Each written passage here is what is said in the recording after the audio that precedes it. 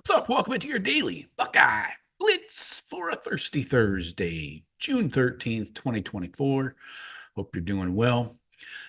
We are cranking out shows. I had to record a couple of these earlier in the week because of my move.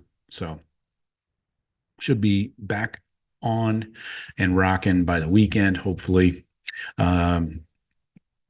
So if anything's changed, like today, we're talking recruiting, latest recruiting updates from last week's official visitors. So from this past weekend.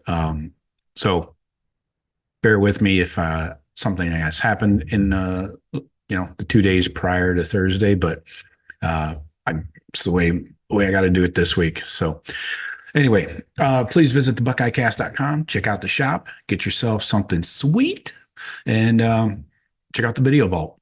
But let's waste no time. We're going to get into these recruiting updates. Let's do it. So right out of the gate. Anyway, right off the gate, Fahim Delane commits to the Buckeyes. We went over that. We did a breaking boom segment on Sunday, right in the middle of the Memorial Golf Tournament. So there's that. You're welcome. So anyways, the Buckeyes wrapped up its recruiting weekend on Sunday. It didn't take long for Fahim Delane to announce his commitment to the Buckeyes that afternoon.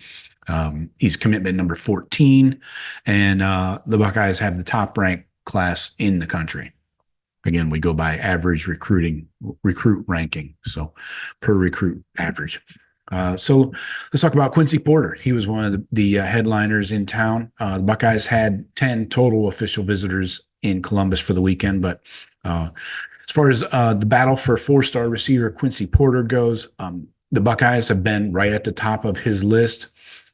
Porter's not an attention seeker by nature, and that's kept him kind of low-key on the Buckeye receiver talk. He's not front of mind with everybody, but he is a priority for the Buckeyes. He's the top-ranked player in New Jersey. Porter spent most of the weekend around Carnell Tate and the Ohio State wide receiver room. It's very important for him to know how his personality fits into the program, right, and into the wide receiver room, because that's who you're around day to day. So the Buckeyes wanted to make sure that Porter realizes he is a priority for them. And the need for a bigger body receiver in the class of 2025 is key as well. The other top targets on Brian Hartline's wish list are all around 6 feet tall. Porter's 6'3".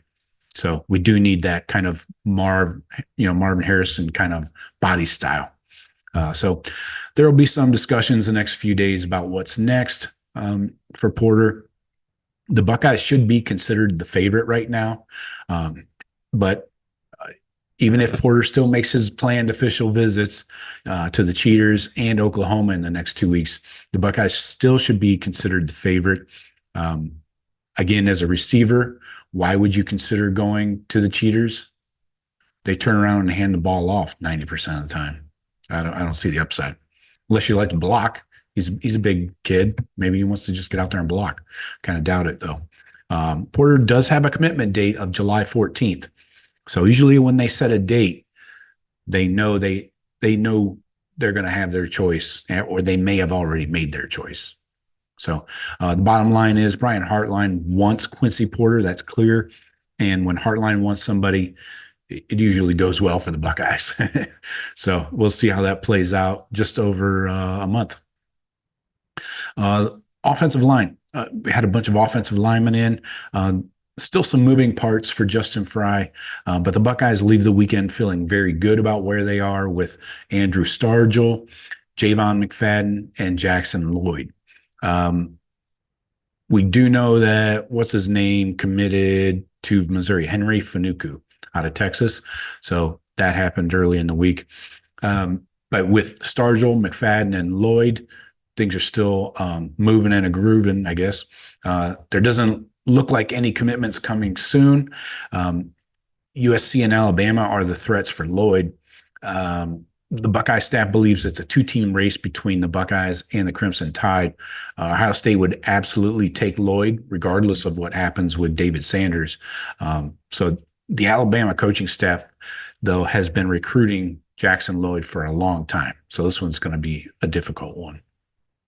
On McFadden, Javon McFadden, he has Ohio State at the top of his list for a while.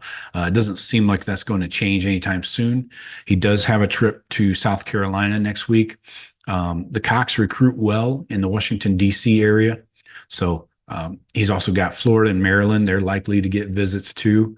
But the real problem with the Buckeyes, for the Buckeyes, is that McFadden wants to take his recruitment into the fall.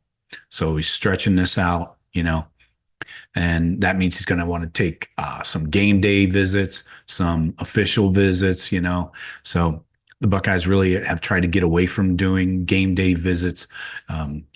It seems more trouble for everybody, like the kid, his family, and for the Buckeyes on a game day to have to, they have to try and get up to Columbus, possibly for a noon game, and then, the Buckeye staff has to take time out of getting ready for a game to, tend to recruits. So Colorado is also involved with McFadden because he's close friends with Jordan Seaton. Remember his recruitment last year? Yeah, he's still at Colorado though. Hey, they held him down. But there's going to be a point where the Buckeyes need a decision from McFadden. Then Andrew Stargell, he's a relatively newer name to the Ohio State offensive line board, but actually Justin Fry's been growing that relationship for months now. Stargell is a center. He wants to take all his official visits as well. So the question is, if he takes too long, is it possible somebody else could take his spot in the class? Because he's just a 3-star. It's not like he's a David Sanders that you're going to hold a spot for.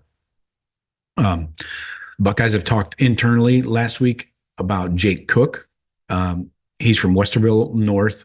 He's a current Louisville commit. So if Stargell delays too long, it could open the door for Jake Cook, and he could snatch up that offer because he's an interior O lineman as well. Now, let's talk D-line. The Buckeyes entered the weekend knowing that the recruitment of Damien Shanklin was wide open. He has a late August decision date set, so probably right before his senior year begins. Leaving the weekend, it still feels the same way. LSU made a big impression on Shanklin last week, thus the crystal balls that came in. Balls, maybe two, I don't know. The Buckeyes wanted to reestablish that what their plan is for him. They feel that was accomplished, but Shanklin is a bit of a wild card when it comes to exactly what he's looking for. It's not cut and dry. It's not, written in stone. So with almost 3 full months before a decision, there will be a number of ups and downs, ins and outs, twists and turns. So then we got North Carolina's Trajan Odom. He was the other D lineman in town this past week. The Buckeyes do feel like they're the leader right now for Trajan, but there's no change of plans after this weekend in Columbus. That means he'll still visit USC, Oregon in the next 2 weeks. Then they'll make a decision shortly after those trips. Ohio State has a long list of defensive linemen to sort through, and Odom is a good fit as a 3-tech in Larry Johnson's front 4. Oregon is probably the biggest threat over the next 2 weeks, but Odom is originally from California, so we got to keep that in mind. The OSU staff feels like they're in the lead coming out of this trip, but it's definitely not a done deal. You never feel great until you get that last. If you get that last visit, then you're feeling pretty good. But anyways, coming up this weekend, Tavian St. Clair is in town helping to recruit some offensive guys. We got Florida running back Byron Lewis. Yes, I know, South Florida running back. Then you got Pennsylvania running back Isaiah West, formerly a Kentucky commit. He's now decommitted from them. California wide receiver Phillip Bell, I like him. He's another big-bodied guy. Then you got Alabama tackled Micah DeBose. Carter Lowe, the Buckeye committed tackle. Josh Petty, the Georgia tackle. Florida D-end and Buckeye commit London Merritt. Indiana defensive end Marion Dye, another important D-end from Indiana. Current Buckeye commit, Ohio linebacker Eli Lee. Florida linebacker Elijah Melendez, current Miami commit. Then you got Florida linebacker Nathaniel Owasu Botang. California linebacker Madden Feriamo. Georgia linebacker Jaden Harmon. He's an Alabama commit recently. Maryland corner Brandon Finney. Texas athlete Jonah Williams. And Virginia athlete, he's a safety, Messiah Delone. So these are all officials. So except for the Buckeye commits like St. Clair and Eli Lee, those are unofficials. So a lot of big dudes coming in. This is an even bigger group. You know, what did I just rattle off here? About 20 dudes, 18 to 20. So even bigger. And then we'll finish up June 21st to the 23rd with about a dozen, 15 guys maybe. So that's what's coming on tap. I'm not sure if I'll be able to do a live show Friday afternoon at 4:30. I'll keep you posted either way. So make sure you're subscribed and hit the bell, and you'll get notified when I give you an update. So that's all I got for you today. Talk to you tomorrow.